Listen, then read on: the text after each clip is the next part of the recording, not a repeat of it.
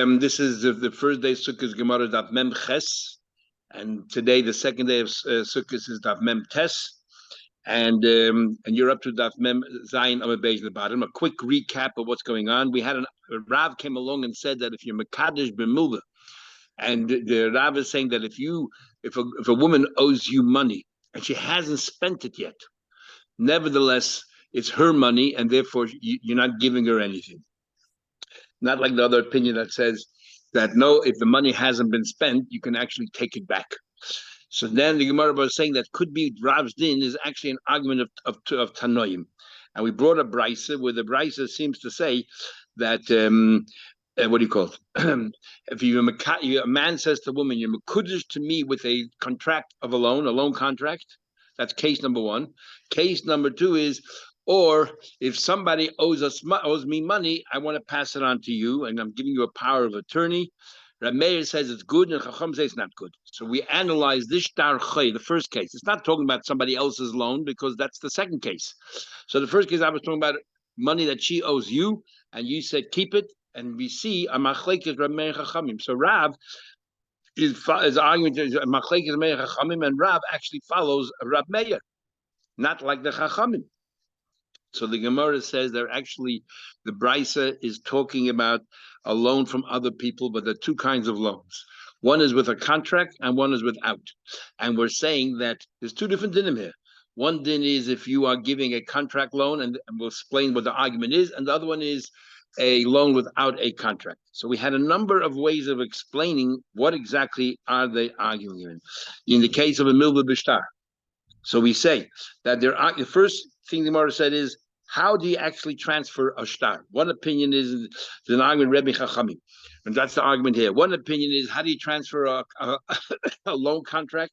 You just give them the loan contract, and they pick it up and they're kind of. The Chachamim say, no, you need to write a contract to sell the loan contract. So you need two things. You need the loan contract, and you need to do a shtar for that. And he's talking about a case where you didn't do both things, and that's the argument. Then we said that no, maybe everyone agrees that that you need a contract to transfer the loan contract. So what's the argument over here? They're arguing in Rav Papa. So this is where you're up to, correct? The Yibayisema, 5 lines on the bottom of the page. Yeah, that's right. Yeah. Kuli Alma, everyone agrees, less with the Rebbe. Everyone does not follow Rebbe. They hold that if you want to transfer a loan contract, you have to actually write a contract for that. But they're arguing Rav Papa's din. What's Rav Papa's din? Rav Papa says, what do you put into the contract that you're using to sell the loan contract? You have to add, if you sell a contract to your friend, so you have to write,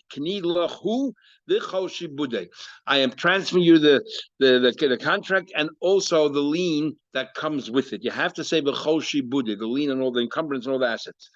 And what happened was, in this case, it didn't write that. So Marty said that Papa, you have to write both, and therefore it's not.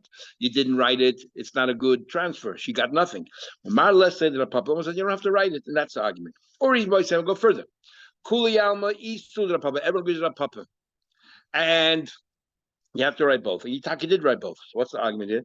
If you're arguing in Shmuel's din that we already had previously, the Amar Shmuel, we had in Ksubas and other places. Shmuel said, if Reuven, let's say, sells, let's say, is owed money by Shimon, and then Reuven sells that contract to Levi. Reuven, according to Shmuel, has the right to turn around to Shimon, the borrower, and say, you know what? Even though I sold the loan contract, I'm forgiving you for this loan. I'm pardoning you this loan. And not only him, but also his heirs can do the same thing. What's the Chazar Mechale Machul? If he goes ahead and Mechel, it's a valid Mechila. I feel Yiddish Mechel. Now, what's the logic behind it? So there's two possible logics. One is the whole idea of selling a loan contract. There's nothing really tangible there. Is only midrabanan, not from the Torah. So Mahatayda, Shimon still owes the money to Reuven. Midrabanan, Shimon now owes the money to Levi. So since Mahatayra, because the sale is not really recognized in the Torah, since Mahatayra, Shimon still owes the money to Reuven, so Reuven can pardon him. And once Reuven pardons him, there's nothing left to pay Levi. You don't pay twice for one loan, and pardon is a pardon. The other way of learning is that no, the Mechila Shtar is selling Shtar is Mahatayra as well. But what can you sell? I can only sell the lien on the assets because that's tangible. There's a lien on me personally, an indebtedness that I have. It's called shibud gufe, and that I cannot transfer. It's something so personal you cannot transfer. But the only reason why there's a lien on the assets is because there's a lien on me, and there's a debt on me personally. Since I didn't transfer, so I could be moichel you the debt that's on me. And once I did that, there's no cause, there's no effect, there's no longer any lien on the assets. So what's going on here?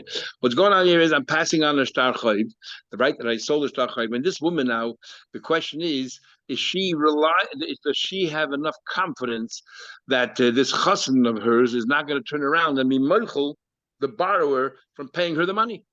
The Madis the Shmuel Mazir Shmuel. First we say that there's an argument, because if you can be Meichel, then she didn't receive anything, because the chassan can turn around and be Meichel, she gets nothing. And the other one doesn't agree with Shmuel. But Ibai is saying, everyone holds a Shmuel. But we're trying to understand the psyche of this woman. Does she trust her chassan enough that he won't be do a nasty thing like that or not? One holds that the woman relies that the chassan will never do that. She says, there's no way in the world that he would go ahead. He's trying to marry me and he gives me this thing, and tomorrow he's going to be moichel. I'm getting nothing. There's no way. And whether the chassan has to reimburse her for ruining the shtar, that's called dina de gami, and there's a big machlekes whether you have to pay or not. But if he does, it's not that payment is not for the Kiddushin. Right now, she has nothing. That the woman does not rely, she doesn't trust the chassan. Tomorrow he can change his mind, it's his friend, and be moichel. Okay, so that's the first argument, Brisa. Nothing to do with Mekadesh b'milva. Second part of the Brisa, b'milva peh. They're arguing about an oral loan. My plea, what exactly the argument is, something that we actually had before. We had before the concept of maimed shloshim. Maimed shloshim means is, let's say I have a pekadon. I gave it to someone to mine for me, and now I want someone else to have it. So the owner of the object is standing there, the person who's mining the pekadon, and the final beneficiary. So all three are there. It's called maimed shloshim, and that's a halacha b'lei taima. That's halacha. That's the halacha. It works. So the question is, does it also work by a loan? Somebody owes me a loan. If the lender, the borrower, and somebody else is there, and I want to give it to that somebody else, if us three are there, can I just transfer it my mishlashin? And that's what happened here with the woman. He transferred her the loan, this oral loan, milva apeh, and the question is, did she receive something or not? Halachically, is there my mishlashin when it comes to a loan? And that's the argument. You owe me $100.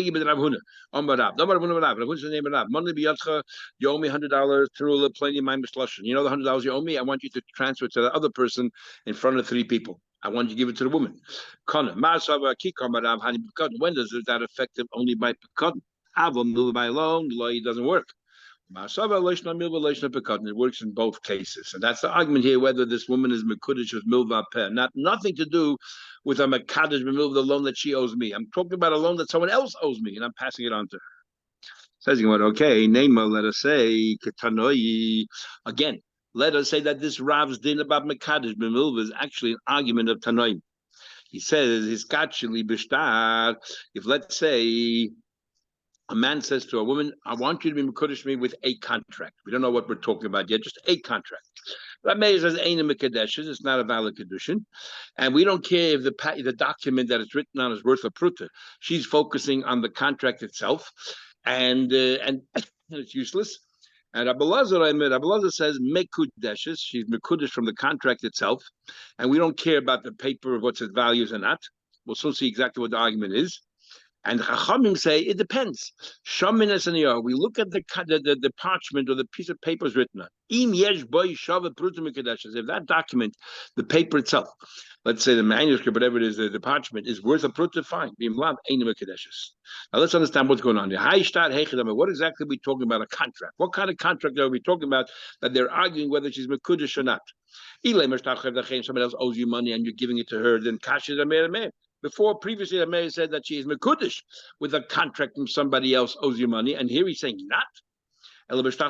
She owes him money, and there's a contract, and he says, "You know what? Here, keep the contract. You don't owe me anything." No, I'm being mekadesh with a milva. I'm not giving her anything new. That existing loan, I'm meichel, and they're with mekadesh milva.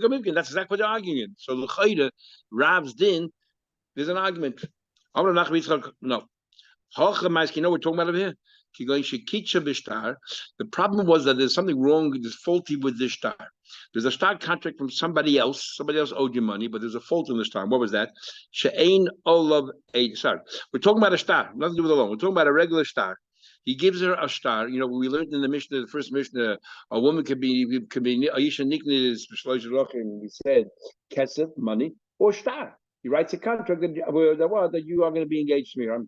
And the problem was that there were no witnesses signed in the star. If you remember in the beginning of the Gemara, we had that there's an argument, Rameya and Rabbi Lezer, whether who are the primary Eidim. According to Rameya, Eideh Chasima, we need the Eidim to sign the contract. According to Rabbi Lezer, we don't need any Eidim at all. We only have Eidim because of Tikkun Olam in case we want to find out in the future whether she's divorced. The primary Eidim the principal Eidim are the Eidim Masira, those who witness the transfer of the get. So what happened here was you used a star to say to her, you are married to me, but there was no Eidim on that star. All it said, li, and you didn't have any Eidim sign in it. But you did give it in front of Eidim. And there's an argument, Ramei Rabbi Lezer. We have an argument by get, and we're going to say the same argument applies to Kiddushin as well. Ramei is consistent with Yudamat Eide Chasim Mekasher Ramei holds Eide, you need Eidim that signed the contract that didn't, therefore that's why she's not Mekudesh. Nothing to do with a loan. We're talking about a star of Kiddushin. And Rabbi Lazar is consistent with his view. He says Eidim Meshirakas. He holds it's the Eidim that see the transfer, that cut it, that severed, the same thing over here, and therefore it's a valid star. And Rabbanah, what's their view? Misapku, they're not sure. They don't know who the halach is like. Let's assess this document. The document itself is worth a pruta. Mikudeshes, she's engaged. But if it isn't, she is not engaged. Now, so not that she's not engaged at all, because the Chachamim say they're not sure who the halach is like. Maybe the halach is like Rabbi Eliezer, and it's still a valid star kedushin. It means it's not a definite kedushin; it's a suffix kedushin. So she still needs a get. But if somebody else comes forward and gives her a ring and says, "You're engaged to me now," she needs to get a get from the second person as well. Or every brayso that we find an argument, we give you a number of ways of learning, but all of them have nothing to do or unrelated to Rav's din of Mekadosh B'Millah. What's the other way of learning? Okay, you have the Eidim and everything else. He wrote this star Kiddushin, but he didn't write it having her name. You know, when it comes to a get, you have to write the cost of Lo Lishma. But when it came to Kiddushin, he didn't do that. So therefore, the din is as follows. Uber the Reish Lakish can be arguing in the din of Reish Lakish. The boy Reish Lakish asked, "Star Eidisin Shekosher Lo Lishma." If you wrote a star for Kiddushin and you did not have her in mind at the time when you wrote it, Mahu, what would the din be? Do we say Hava liyitzia makshinim? Do we say we compare Kiddushin to Gittin? Ma yitzia, just when it comes to Gittin being Lishma, we need that it should be written to her name. Af Havoya Nami being Lishma. So when you get married, you need it to her name as well. Oidima Havoya Ladodi makshinim. Or we compare money. Ma Havoya the Kesel Lo being Lishma. When it comes to the money itself, you know, the creation of money, you don't need it the time that the money has been minted for her. So to the star, it doesn't have to be written for her. So we're comparing the star to Kesef, or we're comparing star to Gittin. Most of the boy, the Pasha, afterwards, he resolved it. The Yatza V'Haisa. She left her husband and she went to another husband. So the Tater writes. So Makish Havayil here, we equate the two. Mar Islay. Now what? That just like when you leave, when you get, you have to have Rishma. So too when it comes to getting married. This is the same Reish Lakish a few days ago screamed like this bird, like the stork over there. They screamed Yatza V'Haisa. But him, he holds that it's all inclusive. Anyway, so that's the argument. So what happened was you wrote a star Kiddushin to this woman, and you did not write a Lishma. So there's one opinion that says she's Mekudesh, Rabbi Lazar, and Meir says not. And that's the argument. Madi says Reish Lakish, my Reish Lakish. One of the Reish Lakish that no, he has to be Lishma, therefore she's not Mekudesh. Another holds it's not like Reish Lakish. Another way of learning, Yibai Yisema, Kuli Al Misha, everyone agrees with Reish Lakish. Now what that you need to write it Lishma.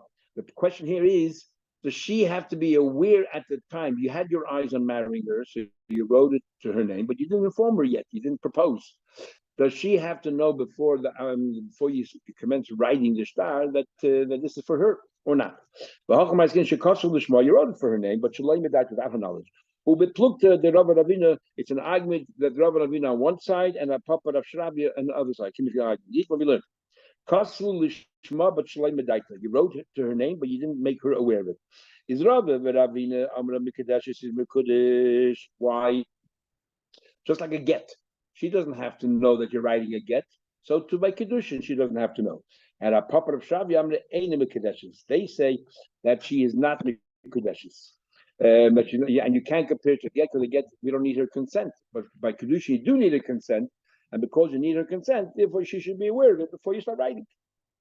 Says the Gemara, name of let us say, Kahani Tanoi. Okay, maybe we're still continuing and probing whether Rav's din is actually so simple and so universally accepted, or is actually an argument amongst Tanai. So we say it says in the Braise, we have a concept. This is what we learn. We have a concept called a tradesman. It's called an uman, and the uman works and let's say fixes up something for you, improves it, and you have to pay this this person for his time, his labor, and everything else. The question is, when you have to pay for his labor and all that, do you? How does it work? Let's say the job takes a week, and he's working on it, slowly but surely, incrementally. Do you have to pay this person every step of the way? Every step of the way, there's another chiyuv that comes along, but you don't practically pay until the very end. So what happens? Let's say every day, at the end of the day, you should pay 20% of the work, but you're not going to pay until the end of the job. So therefore, that 20% you already owe is like a loan. Or do we say, no, the schirus, when you give someone a job to do, that you're not liable to pay them anything until they complete the job, and that's when the chiyuv begins. So it's called yeshna schirus mitchila b'atzoif. Do we say that the schirus every step of the way is another step, or do we say that schirus elul b'soif, you only owe it at the very end? That's one thing we have to know. The other thing you have to know is a very interesting idea that the uman. I mean, you would think it's pretty straightforward. A guy puts in time and effort, and let's say 5 hours, you got to pay the person for the 5 hours. There's another way of looking at it.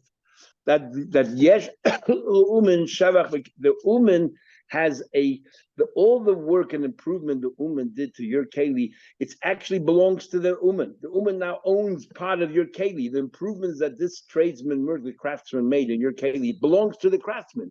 And when the craftsman brings you back your keli, what you're paying him for is for his share in your keli.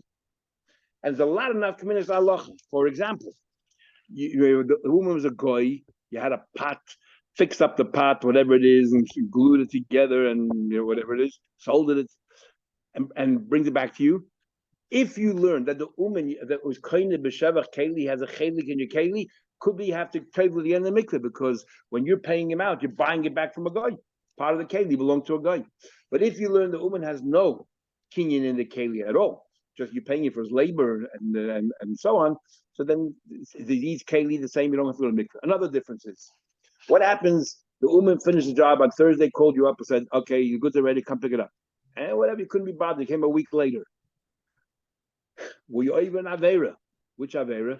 Now delay paying an employee. This woman is like an employee. If the woman has a chelik in the keli, so when you're paying him, you're actually buying the keli back, then there's no iser if you wait a week or 2 weeks, whatever. But if you learn that you're paying it purely for his time and effort for his labor, then you're over baltolin, you're over for delaying the payment. So there are a lot of nafkaminas lahalacha. And now we're going to talk about if this craftsman is the one who gives it to the woman and says, I want you to Kiddush with my improvements I made in your keli. What's the difference? So says the Gemara. That was just an introduction.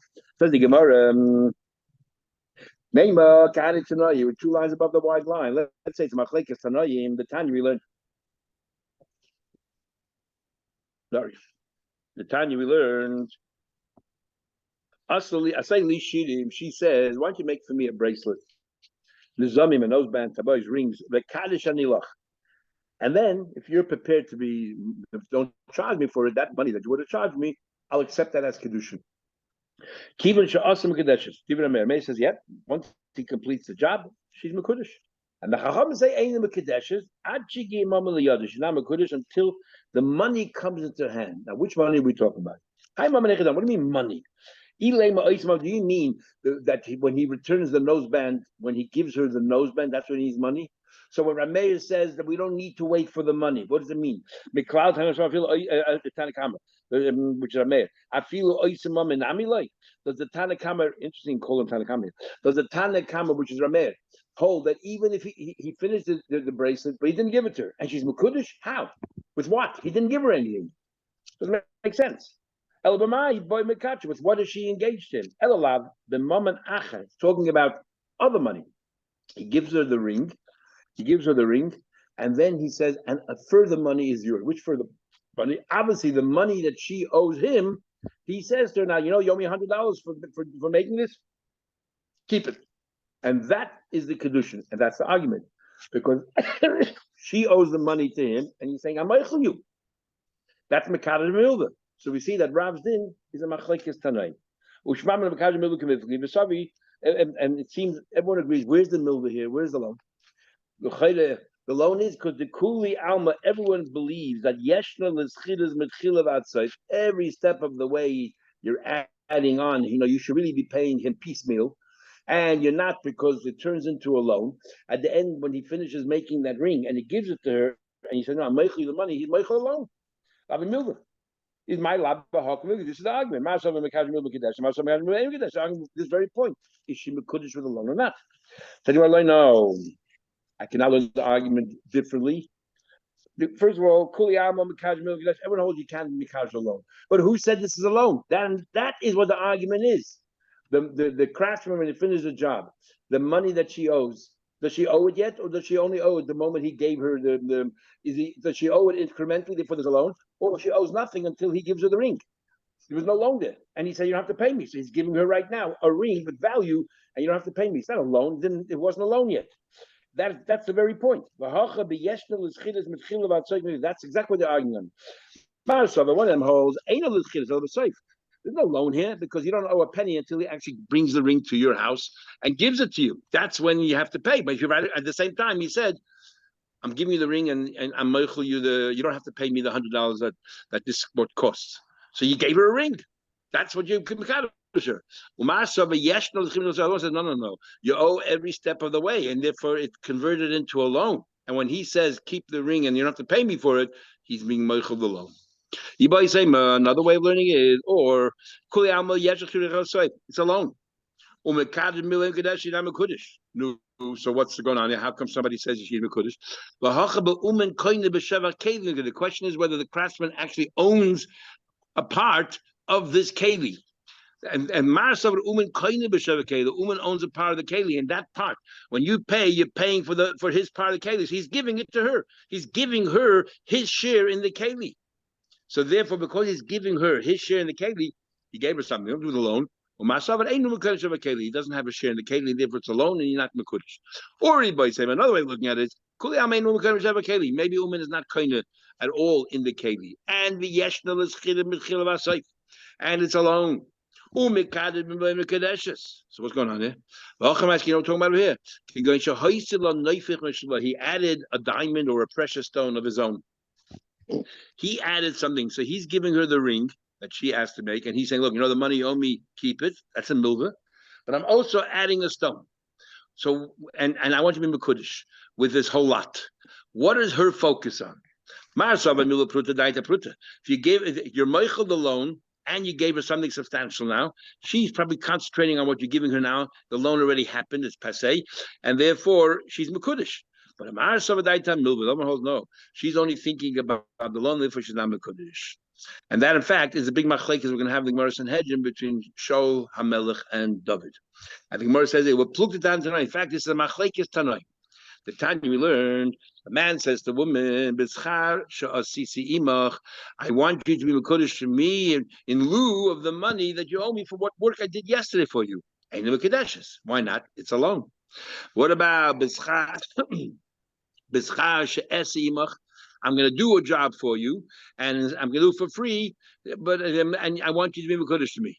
When I finish the job, why is she mekudeshes? Because this opinion holds that that you don't have to pay me only till the very end, and therefore there's no loan involved. And I'm telling you right now that when that happens, it's I'm giving you the thing when it's finished, and it's all yours for free. So therefore, he's giving you something. It's not a loan. Rab Nosson says, that's the first opinion. Rab Nosson says, if he says the schar that I will do something for you in the future, ain't in Kadeshes. Why? Because he holds that every step of the way she owes something, that's a loan. All I'm doing is I'm making the loan. The chos can be schar shesisimo. Surely, if he says that which I did for you yesterday, which is a loan, surely it's no good. Okay, fine. And Abiyud Nasi says, "Be'emes, some of the truth be told, bein b'schar shesisi, bein b'schar shesimo ain't Kadeshes. Nowhere is Mekudeshes." He agrees with them, with Rab Nosson. But he adds, but if he adds, I'm giving a precious stone, Mekadesh is Mekudesh. She is. So he's arguing on that point with Rab Nosson. Now Gemara explains. Bein Tanakam and Nosson, what's the crux of the argument between Tanakam and Nosson? Ika Benayu Schidus. They're arguing about Schidus. You pay at the end or you pay every step of the way. And then if you're not paying, it's a loan.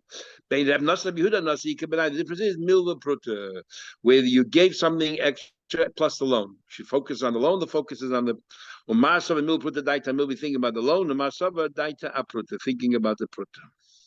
Next Mishnah. Now we're going to talk about a number of cases where she's sort of a little bit misled. The question is, sometimes he misled, he was devious, whatever it is, and he tried to cheat her. And sometimes he actually tried to hide certain benefits. And we're going to have an argument whether that's still called misleading or not. Because just because you think it's a benefit, not everybody accepts it as being a benefit. As the Mishnah continues, and we'll have the next few Mishnahs about this. He's catching because of Shayayin. He says to her, I want you to Mekudesh me with this cup of wine. Turned out to be, it was honey. Now, honey in the Gemara's times is more expensive, more dear than wine. So that's superior.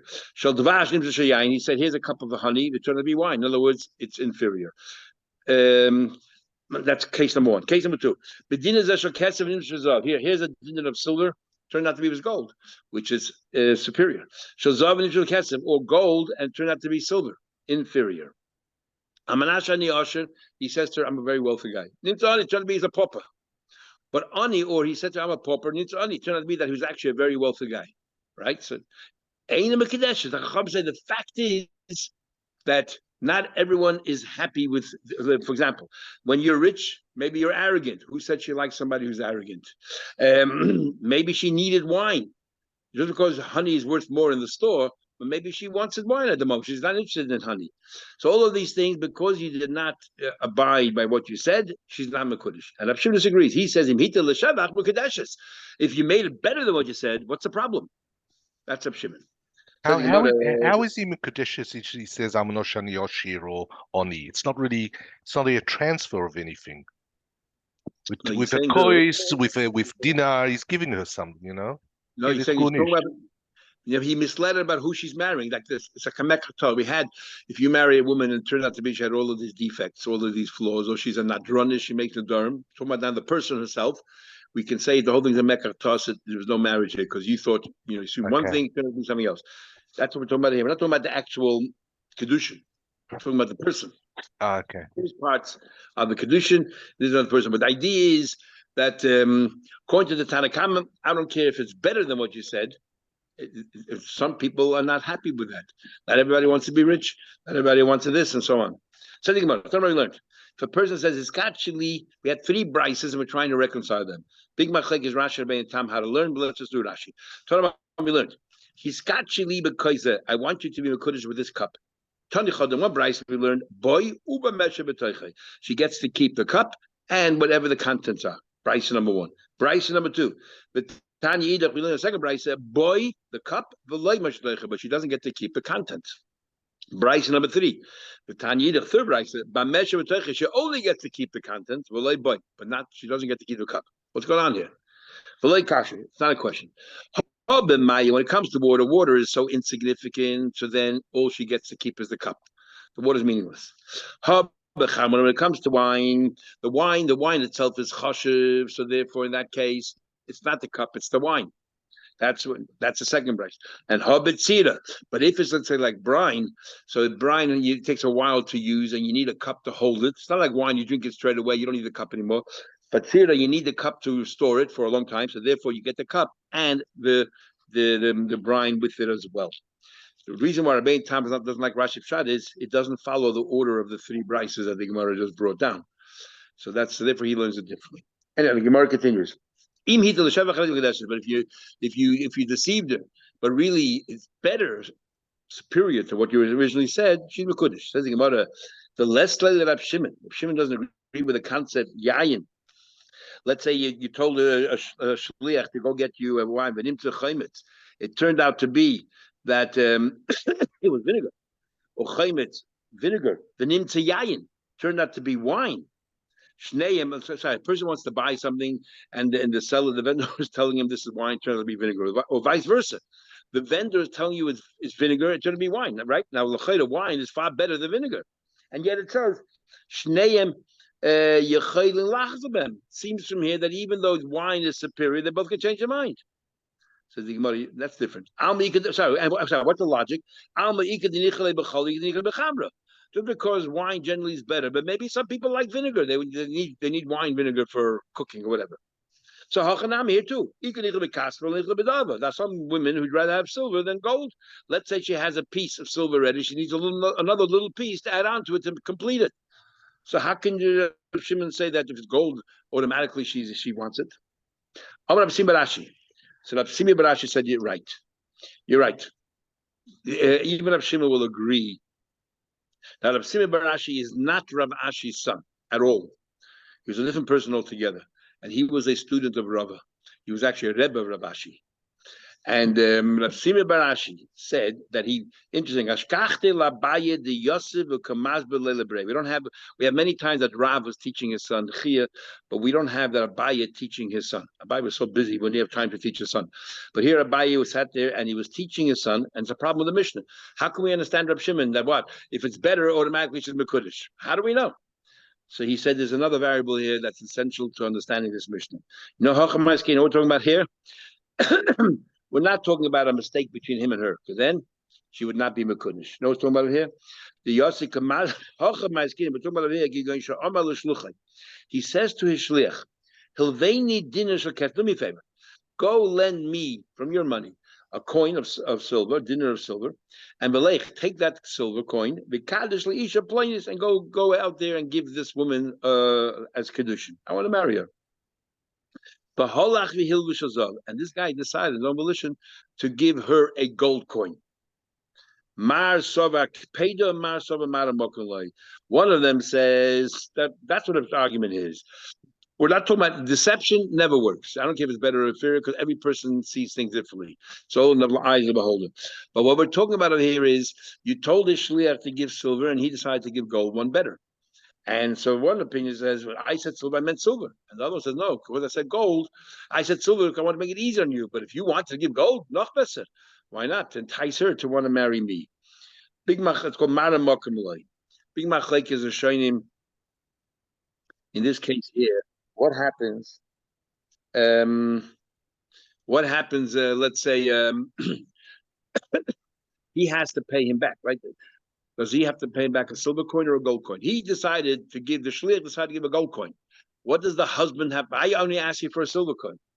So some Rishonim learn we're talking about the value of the gold coin is exactly the same value as silver, because it's a smaller amount of gold and a larger amount of silver. So it's a silver dinner and a gold equivalent of that, but it's gold. Therefore, there's nothing extra to be paid. But they all say, but if, let's say, it was a dinner of gold, which is worth a lot more than silver, the guy said, I never asked you to do it. Why should I pay you for it? Others disagree. They hold that even in that case, he's very happy that he did that, and therefore he has to pay. Anyway, says the Gemara, a bayit shot is very difficult to understand. It doesn't fit into the words, and that is, ihach so. Why does the Mishnah say, if you're talking about a shliach is talking to this woman, so why is he hiskachili? Hiskachiloya by the shliach is only a woman. She say, I want you to that person. Hita l'shavach, hiteyu l'shavach. What do you mean he deceived? That he deceived her to shavach? No, the shliach deceived. It was over the shliach, between the shliach and her, not the chassan to be and her. Nimtza mikara nami, and also another word we have a problem with.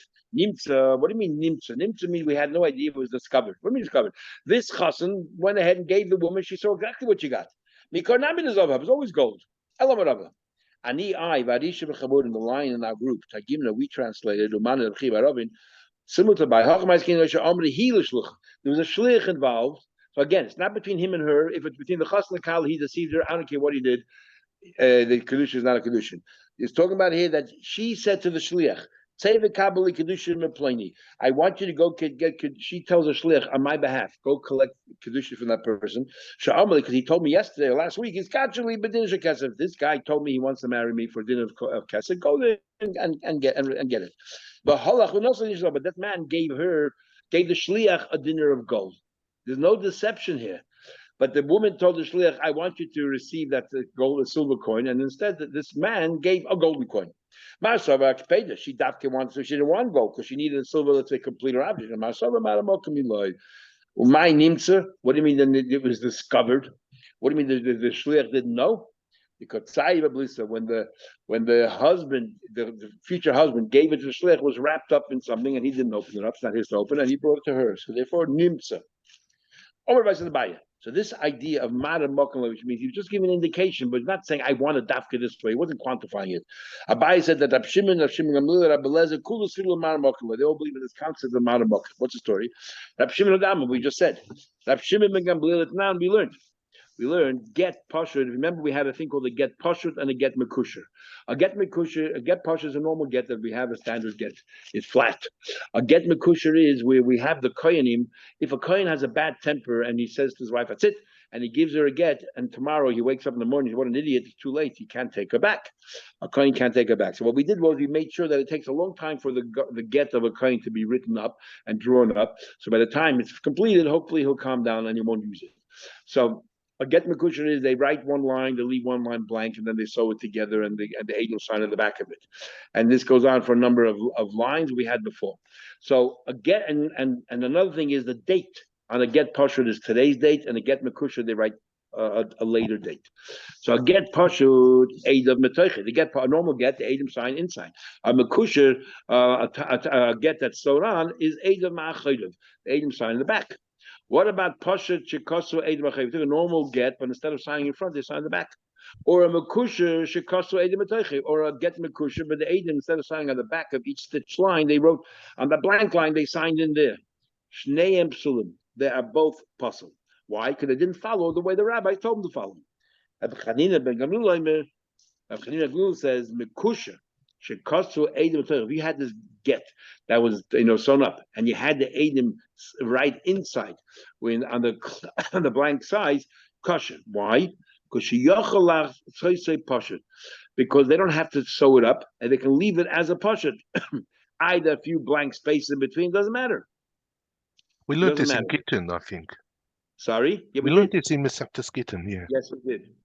We learned not this particular din, but the idea of a get pashut and a get mekusha. We learned about how many edim. If you said kulchem, do you need edim on everyone? And you can even have posla edim on some of those lines.